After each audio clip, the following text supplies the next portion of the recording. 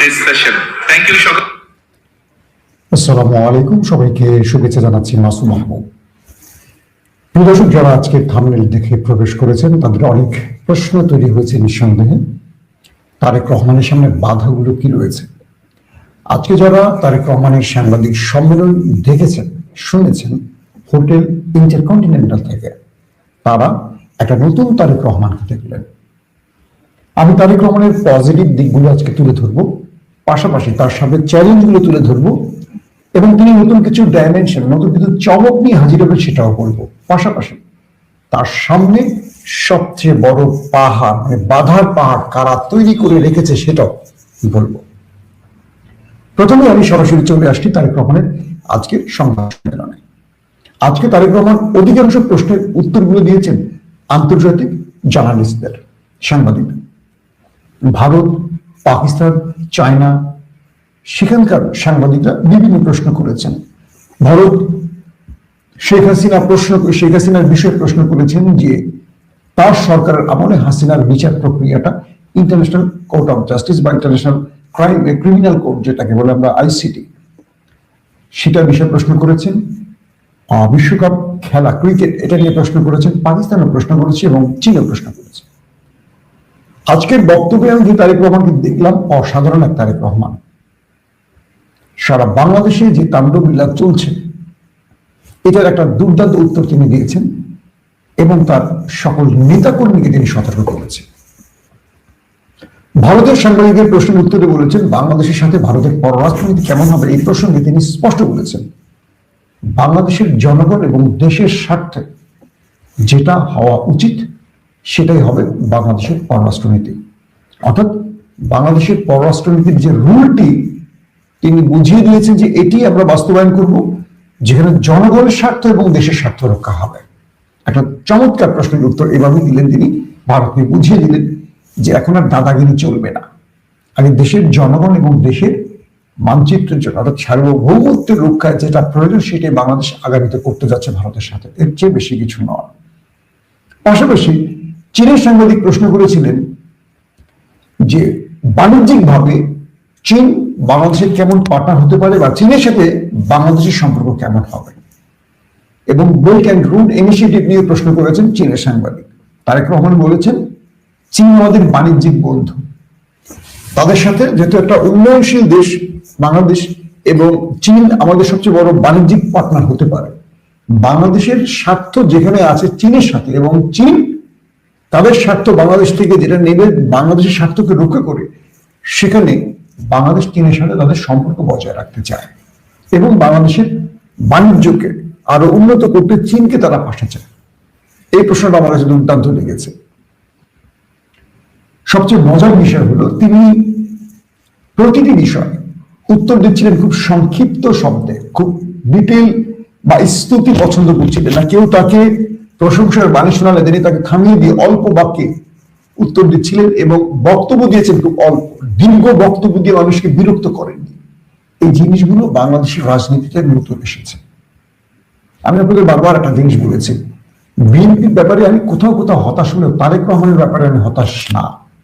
হয়তো অনেকেই কথাগুলো শুনে আমার বিরক্ত হয়েছে, আমি জানি না আজকে থেকে না, আগামী রোববার থেকে তার জার্নিটা শুরু হচ্ছে, বাট তাকে যেভাবে দেখেছি বা তার যে বক্তব্য শুনেছি আমি কিন্তু আশাবাদী। আসেন তার পরের বিষয়টিতে। তারেক রহমান সারা দেশের তার নেতাকর্মীদের বলেছেন যে আমি আনন্দ মিছিল নিষেধ করেছি, আমি বলেছি দোয়া মোনাজাত করতে, এবং তিনি বলছেন যে সবাই শান্ত থাকবে, কোন বিরোধী মতের উপর যেন কেউ আক্রমণ না করে, কোন দুর্বলের উপর যেন কোনো শহর আক্রমণ না করে। এটা একটা অসাধারণ বার্তা সারা দেশের বিএনপি নেতাকর্মীদের জন্য, যারা মনে করছেন বিএনপি ক্ষমতায় চলে এসছে, এবার লুটপাট করবেন, ভাঙচুর করবেন, এতদিন নির্যাতিত হয়েছে, মজলুম ছিলেন, এখন আবার তারা জালিম হবেন, তাদের স্বপ্নে একেবারে কি বলবো ছাই দিয়ে দিয়েছেন তারেক রহমান। বিএনপির যেসব নেতাকর্মীরা গত ভোটের পর থেকে লাফালাফি বেশি করছেন, সতর্ক হন। আমি যতটুকু জানি প্রত্যেকটি এলাকার ঘটনা নোট করা হচ্ছে বিএনপির মিডিয়া সেল থেকে, কারা কি করছেন, কোথায় কি করছেন, একটাকেও ছাড় দেবেন না তারেক রহমান। এবং তিনি যেহেতু দল ক্ষমতায় চলে এসছে, এতদিন দলকে ক্ষমতায় আনার জন্য অনেক কিছু ছাড় দিয়েছেন, কারণ বিগত 15-16 মাস যারা ত্যাগ করেছিলেন, মজলুম ছিলেন, হঠাৎ করে তারা জালিম হয়ে গেছেন। তারেক রহমান তাদেরকে কখনো বহিষ্কার করেছেন, আবার কখনো ক্ষমাও করেছেন। কেন ক্ষমা করেছেন? দলের জন্য এদের অনেক ত্যাগ ছিল, এই জন্য তিনি কখনো কখনো একটু হলেও মায়াশীল হয়েছেন। এবার দল ক্ষমতায় এসছে, তার এখন একটি টার্গেট, তিনি এমন একটি বাংলাদেশ করতে চান, সেটাকে তিনি বলছেন মানবিক বাংলাদেশ। এই মানবিক শব্দটা জামাত ইসলাম উচ্চারণ করেছিল। এই মানবিক বাংলাদেশ তিনি করতে চান।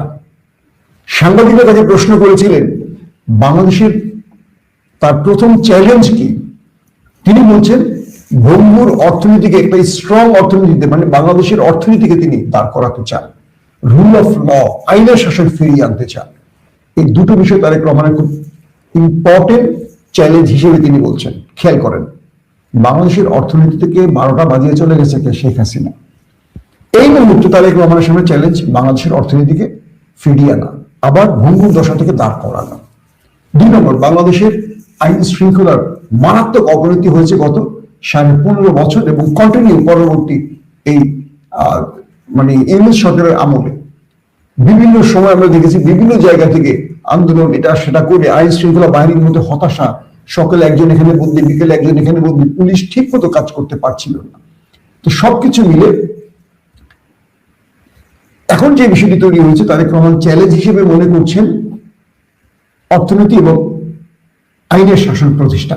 তার মানে হলো তিনি তার এই এজেন্ডা রেখেছেন যে আগামীতে কোন দুর্বল আক্রান্ত হবে না সবল দ্বারা। আমরা আশা করি এটা যদি বিএনপি বাস্তবায়ন করতে পারে, এই দেশটিকে আমরা ভিন্ন রূপে দেখবো, জিয়াউর রহমানের বাংলাদেশ হিসেবে দেখবো।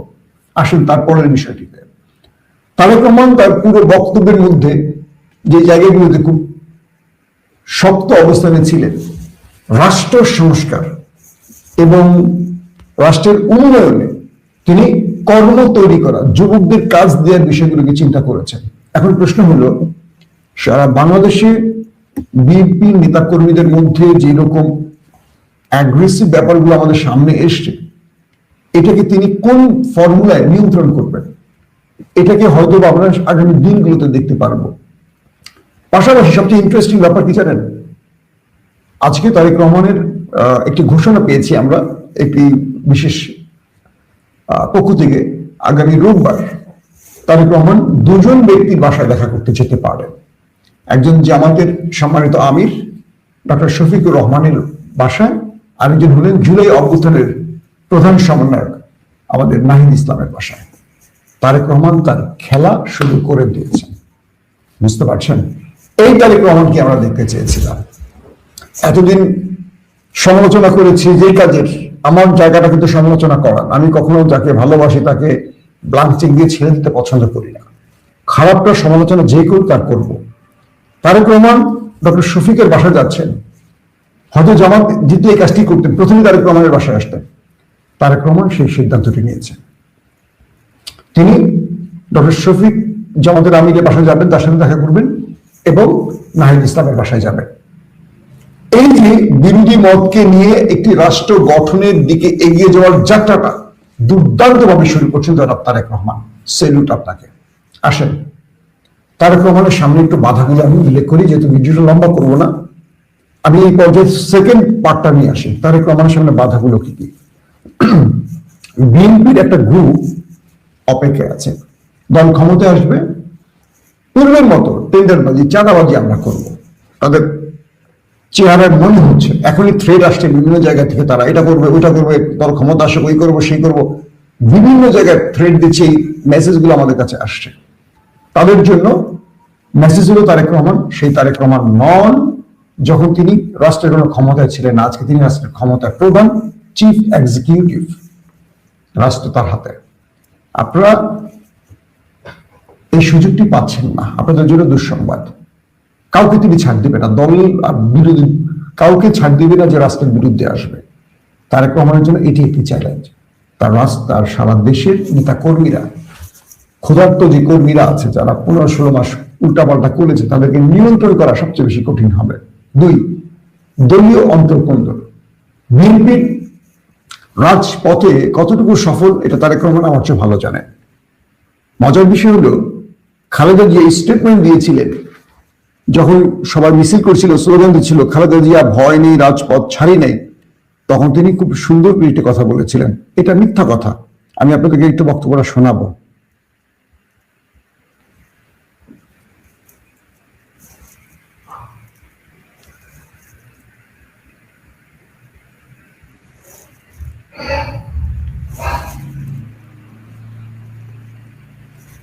আপনার খালেদা জিয়ার বক্তব্যটা একটু শুনেন।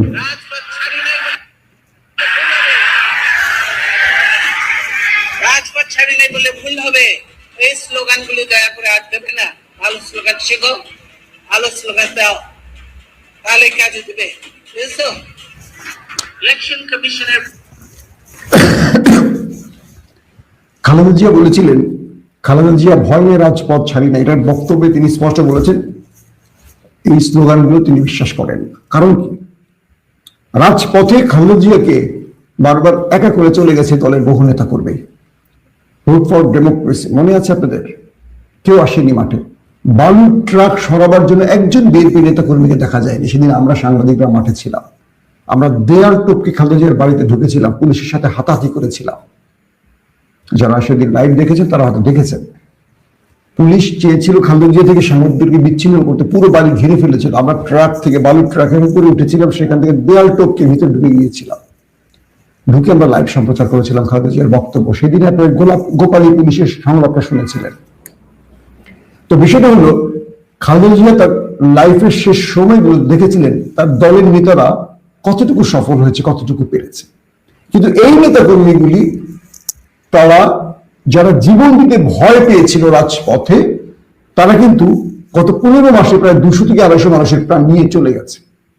বিষয়টা বুঝতে পারছেন? এই নেতারাই নিজেদেরই প্রায় 100 লোক মেরে দিচ্ছে নিজেরা নিজেদের মধ্যে, কিন্তু রাজপথে তারা প্রকাশ্যে জীবন দেয়নি। হ্যাঁ, গুম খুন ক্রস ফায়ার হয়েছে, এটাকে আমি ওই কাতারে আনছি না। পুলিশের সামনে বুক টান টান করে দাঁড়াবার মতো শক্তি আমরা কম দেখেছি। খালেদা জিয়াকে গ্রেফতার করে নিয়ে গেছে, খুব কম দেখেছি তাদেরকে দাঁড়াতে। বালু ট্রাক সরাবার মতো একজন লোক আমরা দেখিনি। তার মানে হলো, তারেক রহমানকে মাথায় রাখতে হবে, এই নেতা কর্মীরা যত বড়ই কথা বলুক, দুঃসময় কেউ পাশে দাঁড়াবে না। বাড়ি ভেঙেছে তারেক রহমানের মায়ের, মানে তারেক রহমানের বাবার বা তারেক রহমানের। এক কাপড়ে বের হয়েছিলেন খালেদা জিয়া, কোমর ভেঙেছে তারেক রহমানের। বাড়ি মির্জা আব্বাসের ভাঙেনি, সাদেক হোসেন খোকারটা ভাঙেনি, অন্য কারোটা ভাঙেনি। প্রত্যেকের ব্যবসা ঠিক আছে, প্রত্যেকের রাস্তাগুলো ঠিক আছে, প্রত্যেকে ইন্ডিভিজুয়াল অ্যাকাউন্ট বিল করেছে আওয়ামী লীগের সাথে মিশে, সব তারেক রহমান জানেন। তাদেরকে এখন দলে রাখছেন কারণ প্রয়োজন আছে, কিন্তু মেসেজ তারেক রহমানের কাছে আছে, কে কোন টেবিলে হেঁটেছেন, কে কিভাবে চলেছেন, কিচ্ছু আমি জানি, তারেক রহমান জানেন এটা কি হয়। তার মানে এই দেশ থেকে 18 বছরের জন্য দূরে ছিলেন। বেগম জিয়া তার জীবনের শেষ সময়গুলো একা একা কাটিয়েছেন, একজন প্রিয়জন পাশে ছিলেন না। মৃত্যুর সময় তার পাশে কেউ ছিলেন না, কোন প্রিয়জনকে দেখেনি। এত বড় পে করেছেন, স্যাক্রিফাইস করেছেন বেগম জিয়া, তারেক রহমান। এটা মানে বাংলাদেশের ইতিহাসে এর চেয়ে কষ্টের কিছু নেই। কিন্তু আজকে দেখেন তার পাশে কত শাহেদ আলমরা ঢুকে গেছে। আজকে দেখেন তার পাশে বন্ধুর অভাব নেই। আমরা সমালোচনা করি ভালোবাসি বলে, তাই আমাদেরকে অনেকে অনেক তকমা দিচ্ছেন, কিন্তু যারা বিগত সময় সমালোচনা করেছেন, ক্ষমতা আসবেন বুঝে পাশে আসছেন, তাদেরকে বিশ্বাস করবেন না তারেক রহমান। এরা আওয়ামী লীগের সময়ও একই কাজ করেছে, সুবিধা নেবে, বিপদে কেটে পড়বে। শেখ হাসিনা যখন বিপদে পড়ে, আপনি দেখেছেন তিনি একা পালিয়ে গেছেন। এত বিশাল দানবীয় ব্যক্তিটি, যিনি ডিজিএফআই, পুলিশ, র্যাব, এনএসআই সব কিছু মেনটেন করছেন, একটা বিপ্লবে ভেঙে পড়েছে তার সাথে ঘরের মতো তার স্বপ্নের প্রাসাদ, কিচ্ছু করতে পারেনি কেউ। এই জনতা জাগলে সেটাই হয়। তার মানে বিএনপির বিশাল একটা গ্রুপ আছে যারা রাজনীতি করে বিশেষ স্বার্থের জন্য। তারেক রহমান সেদিকে নজর রাখবেন প্লিজ, কারণ এই লোকগুলো যত অপরাধ করবে সমস্ত অপরাধের দায়ভার আপনার ঘরে আসবে। খাম্বা 20% এই শব্দগুলি কি তারেক রহমানের সাথে যায়? আজ পর্যন্ত শেখ হাসিনার আদালত একটি প্রমাণ করতে পেরেছে তারেক রহমানের বিরুদ্ধে অপরাধ? পারেনি। কিন্তু এই দায়গুলো তারেক রহমানের কাছে আসছে কেন? কারণ অন্যরা করেছে, সেই দায়গুলো তার ঘাড়ে এসে চেপেছে। তার মানে এই লোকগুলো তারেক রহমানকে ভাঙে, কিন্তু তিনি এর বাইরের মানুষ, কিন্তু তাকে দায়গুলো নিতে হয়। তাই এইবার এই বিষয়গুলো খুব সতর্ক থাকতে হবে।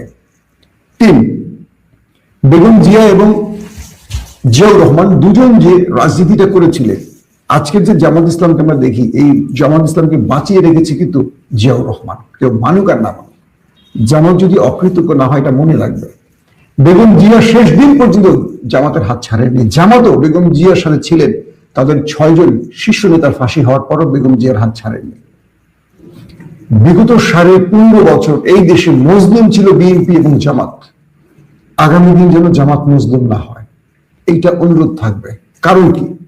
কারণ হলো এই জামাত বিএনপির ভ্যানগার্ড, ছাত্রদল যুবদল নয়। রাষ্ট্রের সবচেয়ে ক্রুশিয়াল মুভমেন্টে, সবচেয়ে বিপদ টাইমে বেগম জিয়ার হাত ছেড়ে যায়নি যেন। কথাটা এখন জামাতি মনে হচ্ছে না। আবারও এই দেশে কখনো আওয়ামী লীগ আসতে পারে, আবারও তারেক রহমানকে কোনো বড় শক্তির মোকাবেলা করতে হবে, সেই দিন এই ইসলামী শক্তি আসবে। কারণ বিএনপির সাথে ইসলাম শব্দটা যায়, আওয়ামী লীগের সাথে যায় না। সো আজকের যে রাজনীতির বিরোধ, এটি আমরা খুব পজিটিভ অর্থে দেখি। একজন সরকারি দল, একজন বিরোধী দলে থাকবে, নির্বাচন নিয়ে দুটো ভিন্ন মত সৃষ্টি হবে, তারপর রাষ্ট্র গঠনের সময় এক হবে, পার্লামেন্টে তর্ক হবে, বিতর্ক হবে, কিন্তু এটা খুনাখুনি পর্যায়ে, এটাকে শেষ করে দেওয়ার পর্যায়ে, এটাকে মুছে ফেলার ইন্ডিয়ান যে পরিকল্পনা, জামাতকে শেষ করে দেয়া, এটা বেগম জিয়া এবং জিয়াউর রহমানের আমলে পারেনি। কারণ জিয়াউর রহমান এবং বেগম জিয়া জামাতকে বাঁচিয়ে রেখেছিলেন বিএনপিকে বাঁচিয়ে রাখার স্বার্থে। এটা অদৃশ্য একটা ভ্যানগার্ড ছিল বিএনপির। আমি বিশ্বাস করি তারেক রহমান তার নির্বাচনে বিজয়ের পর ডক্টর শফিকের বাসায় যাচ্ছেন, নিঃসন্দেহে কিছু ভালো মেসেজ দিয়ে আসবেন। তারপরে যে বিষয়টি, সেটি হলো এই রাষ্ট্রে বিভিন্ন পর্যায়ে আমাদের প্রশাসনিক কর্মকর্তারা, তারা তারেক রহমানকে সর্বাধিক বিএনপি প্রমাণের চেষ্টা করবেন। মনে রাখবেন, এরাই আওয়ামী লীগকে ডুবিয়েছিল। আওয়ামী লীগের আমলে বিএনপি জামাতের বহু অফিসার ছিল যারা আওয়ামী লীগ সেজে গিয়েছিল, পকেট ভরেছিল অবৈধ টাকায়।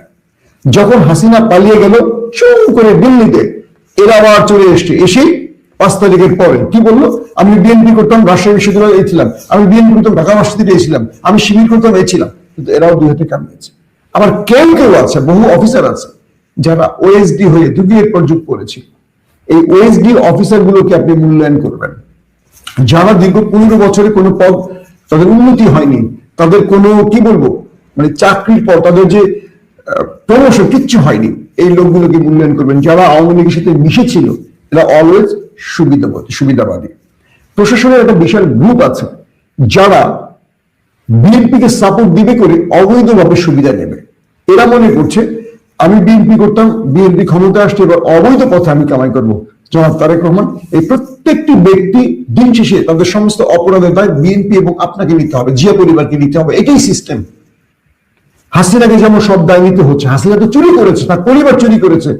জিয়া পরিবারের বিরুদ্ধে 1টি টাকার অবৈধ অর্থ নেওয়া আত্মসাতের কোনো অভিযোগ নেই, না বেগম জিয়ার নামে নেই, না তারেক রহমানের নামে নেই, না জিয়াউর রহমানের নামে ছিল। কিন্তু দায় নেবে কেন? শেখ হাসিনা তার ছেলে সন্তান মেয়ে না সবারই এই রাষ্ট্রে লুটার অভিজ্ঞতা বা কি বলবো প্রমাণিত সত্য, যেটা আদালত থেকে প্রমাণ হয়েছে, তারা এই রাষ্ট্রকে লুটপাট চালিয়েছে। হাজার হাজার কোটি টাকা নিয়ে গেছে জয়, তার মা, তার বোন, তার কাজিন, সবাই গোষ্ঠী শুনতে। কিন্তু জিয়া পরিবারের বিরুদ্ধে অভিযোগ নেই। কিন্তু আপনাদের মন্ত্রী, আপনাদের নেতারা লুটপাট করেছে, তাদের দায় সমস্ত তারেক রহমানের ঘাড়ে পড়েছে, বেগম জিয়ার দল বিএনপির উপর পড়েছে। এখান থেকে দলকে মুক্ত করতে হলে আমার মনে হয় ক্লিন ইমেজের ব্যক্তিদের মন্ত্রী বানাতে হবে, যোগ্য ব্যক্তিদের মন্ত্রী বানাতে হবে, এবং যারা সর্বোচ্চ স্তুতি গায়, তাবেদারি করে, তাদের থেকে দলকে দূরে রাখতে হবে।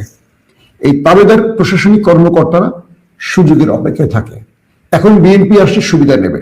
বিএনপি ক্রুশিয়াল টাইমে পড়লে একজনও সহযোগিতা করবে না। একদম আমার বাস্তব অভিজ্ঞতার কথা বলি, দেশে এসছি যখন খুব হাড্ডাহাড্ডি টাইম, আমাকে মেসেজ দেওয়া হলো পুলিশের মধ্যে একটু কাজ করতে। পুলিশ কি চাচ্ছে? তখন আওয়ামী লীগের বিরুদ্ধে বিএনপি জামাতের ব্যাপক আন্দোলন। আমরা গোপনে গোপনে, আমি ব্যক্তিগতভাবে গোপনে গোপনে পুলিশের বড় বড় কর্মকর্তা যারা ছাত্রদল থেকে পুলিশে এসছে বা শিবির থেকে এসছে, তাদেরকে আমরা যোগাযোগ করতাম, তাদেরকে আমরা বিভিন্ন বার্তা দিতাম কিভাবে আন্দোলন করা যায়, কোন পয়েন্টে করা যায়। অবাক করার বিষয় জানেন, একটা পর্যায়ে বহু পুলিশ আর আমাদের ধরা দিত না, কারণ তারা আওয়ামী লীগ সেজে গেছে চাকরি বাঁচাতে বা অবৈধ সুবিধা। কারণ পুলিশ তো সবাইকে হাসিনা ব্রাঞ্চিং দিয়ে দিচ্ছে যে তোমরা যত বড় কামাই করো, চুরি করো, লুটপাট করো, আমার সমস্যা নেই, শুধু আমার ক্ষমতায় রাখো। পুলিশ তো এটাই চাইছে, কিসের বিএনপি, কিসের জামাত, আমার দরকার পকেট ভরা। তো আওয়ামী লীগের বলে ভরতে পারলে আমার সমস্যা কি? বিএনপি কবে আসে না সে দরকার নেই। লুটপাট চালিয়েছে তারা, মানুষ হত্যা, বুম ক্রস ফায়ারের অনেক তথ্যের জন্য আমরা বলতাম বিএনপি একটা ছেলেকে নিয়ে গেছে, তখন জনিরে নিয়ে গেছে, যখন আমি তখন 21 টিভিতে জনির অবস্থা জানার জন্য বারবার ফোন দিয়েছি বিএনপি সমর্থিত পুলিশকে, ভাই ফোনটা ধরেই নেই, পরে শুনলাম তাকে মেরে ফেলছে ক্রস ফায়ারে। আমরা পাগলের মতো আমাদের ভাইদের রক্ষার জন্য কাজ করতাম যারা টেলিভিশনে তখন ছিলাম। বহু বিএনপি সমর্থিত পুলিশ আমাদের সাহায্য করে নাই। দুঃখজনক, আজকে তারা বড় বড় পদে বসে গেছে, তাদের চেহারা দেখতে পাচ্ছি। তারা হয়তো আগামী দিনে এই কাজগুলি করবে, আবার দল বিরুদ্ধে বলে সব কেটে করবে। জনাব তারেক রহমান এই লোকগুলির ব্যাপারে সতর্ক থাকবেন। তিন, আওয়ামী লীগ তার বিভিন্ন এজেন্ডা নিয়ে মাঠে নামবে। আওয়ামী লীগের বাম গ্রুপ অ্যাক্টিভ, আওয়ামী লীগের সোকল্ড বুদ্ধিজীবীরা অ্যাক্টিভ, আওয়ামী লীগের গণমাধ্যমগুলো অ্যাক্টিভ। আপনাকে এই মুহূর্তে যে গণমাধ্যমগুলো সর্বাধিক তেল দিচ্ছে, আপনাকে নিয়ে মহাকবি বানাচ্ছে, মহা কিংবদন্তি বানাচ্ছে, অন্য কিছু বানাচ্ছে, এই লোকগুলি বিগত সময় আপনার একটা বক্তব্য চালাবার সাহস করেনি। আপনার পক্ষে এতটুকু টিকা টেলিভিশনের নিউজ দিয়ে জানা টিকার দেওয়ার সাহস করে। রাতারাতি তারা এখন আপনার স্তুতিকায়, আপনাকে নিয়ে উপন্যাস লিখছে মনে হয়, সিনেমার কিংবদন্তি আপনি এভাবে সাজিয়ে দিচ্ছে। দেখেন টেলিভিশনগুলো, এরা জানে এখন আপনাকে ভাঙতে হবে, আপনার থেকে লুটতে হবে, সুবিধা দিতে হবে। এই মিডিয়ার থেকে সতর্ক থাকুন। বিগত 15.5 বছরের কোন দুঃস্বপ্ন আপনি যদি ভুলে যান, আগামী দিনে সেটা আরো বড় দুঃস্বপ্ন হবে। সো এরা ক্ষমতার পাশে থাকতে চায়, এরা ক্ষমতার পাশে থেকে কাক হয়ে উচ্ছিষ্ট খেতে চায়। এদের ব্যাপারে আমাদের সতর্ক থাকতে হবে। যারা সমালোচনা করে তাদেরকে শত্রু ভাবার কোনো দরকার নেই। যারা সমালোচনা করে তারা আপনার কাছ থেকে ভালো কিছু দেখতে চায়, আশা করে। আমি জানি আপনি সেই পক্ষের মানুষ। কেউ আপনার পক্ষে বেশি স্তুতি গাইলে আপনি তাকে পছন্দ করেন না। সেই জায়গা থেকেই এই সাহসটুকু পেয়েছি আজকে কথাগুলো বলার জন্য। শেষ কয়েকটা কথা বলবো, এই কথাগুলো অনেক লম্বা হয়ে যাবে, সেজন্য বললাম। আমরা বিশ্বাস করি আগামী দিন জনাব তারেক রহমান, আপনি এবং আগামীতে যারা বিরোধী চেয়ারে থাকবে, জামাত সহ এনসিপি, আরেকটা নতুন বাংলাদেশ দেখাবেন আমাদের। প্রত্যেকটি ভালো কাজে আমরা এই দলগুলোকে দেখতে চাই। বিরোধী রাষ্ট্রের স্বার্থে যেন বিরোধী মত থাকে, ব্যক্তি স্বার্থে নয়, ব্যক্তির লাভের জন্য নয়, দলের স্বার্থে যেন না হয়। দেশের কল্যাণে আমরা আপনাদের মধ্যে বিতর্ক দেখতে চাই, আবার ঐক্য দেখতে চাই। হাসিনা নেই, হাসিনাকে ফিরিয়ে আনার রাজনীতি করবেন না, শেষ একটি কথা। কারণ হাসিনা আসাটা বিএনপির জন্য সবচেয়ে ভয়ঙ্কর হবে। অতীতের অভিজ্ঞতা মনে রাখতে হবে। জিয়াউর রহমানের হত্যা, বেগম জিয়ার পরিণতি, এই দুটোই ছিল আওয়ামী লীগের প্রতি তাদের সহানুভূতি, আর কিচ্ছু না। এক বাক্যে বলতে পারি, আওয়ামী লীগ বিএনপিকে তার প্রতিশ্রুতি মতো আর কি, আওয়ামী লীগ যেটা বলছে আবারও পে করতে বাধ্য করবে। এবং জিয়া পরিবার শেখ হাসিনার চরম শত্রু। সো এই ব্যাপারে কেউ যদি কোনো বুদ্ধি দেয় আওয়ামী লীগকে আবার আনতে হবে রাজনীতিতে, এরকম এই চ্যানেলে এইভাবে, সেটা আমি মনে করি বাংলাদেশে আওয়ামী লীগ আসলে বিএনপি রাজনীতি হুমকিতে পড়বে। কারণ জামাত তার অবস্থান শক্ত করে ফেলেছে। জামাত 40 থেকে 44% ভোট পেয়েছে। আওয়ামী লীগ আসা মানে বিএনপির ভোটে হাত দেয়া। কারণ এবার বিএনপি জিতেছে শুধু বিএনপির ভোটে না, আওয়ামী লীগ এবং হিন্দুদের ভোটে। আওয়ামী লীগ চলে আসলে আওয়ামী লীগ এবং হিন্দুদের ভোটগুলো চলে যাবে আওয়ামী লীগের পক্ষে। তার মানে জামাত আর আওয়ামী লীগের মধ্যে, মানে জামাত থাকবে এক, বিএনপি আর আওয়ামী লীগ দুর্বল হবে। কারণ আওয়ামী লীগ এই মুহূর্তে জামাতের জন্য হুমকি নয়, বিএনপির জন্য হুমকি, রাজনৈতিকভাবে বিএনপির জন্য হুমকি। আমি বিশ্বাস করি আগামী রাজনীতিকে পরিচ্ছন্ন রাখতে হলে, একটা গঠনমূলক রাষ্ট্র গঠনে বা আমাদের যেই নতুন বাংলাদেশের স্বপ্ন, এই স্বপ্নের জন্য আওয়ামী লীগ সবচেয়ে বড় বাধা। আওয়ামী লীগ মুক্ত বাংলাদেশ আমরা দেখতে চাই, যে বাংলাদেশে থাকবে ন্যাশনালিস্ট বিএনপি, ইসলামিস্ট জামাত ইসলাম, সঙ্গে আরো যারা আছেন। যদি এই বাংলাদেশে এই রাজনৈতিক দলগুলো ঐক্যমতের ভিত্তিতে গড়তে পারে, শহীদ জিয়াউর রহমানের বাংলাদেশ তারেক রহমানের মাধ্যমে আরেকবার দেখতে পাবো। কারণ আজকে তার বক্তব্য যখন শুনছিলাম, আমি তারেক রহমানের মাঝে জিয়াউর রহমানকে দেখতে পাচ্ছিলাম। আমি শুভকামনা জানাই এই দলটিকে, ভালোবাসার দলটিকে। আশা করব বিএনপির কোন নেতা কর্মীর মাধ্যমে আরেকটি আওয়ামী ফ্যাসিজমের রূপ যেন ফিরে না আসে। বিশেষ করব তারেক রহমান তার প্রত্যেকটি ওয়াদাবদ্ধ বা ইশতেহারের বক্তব্য বা তার যতগুলো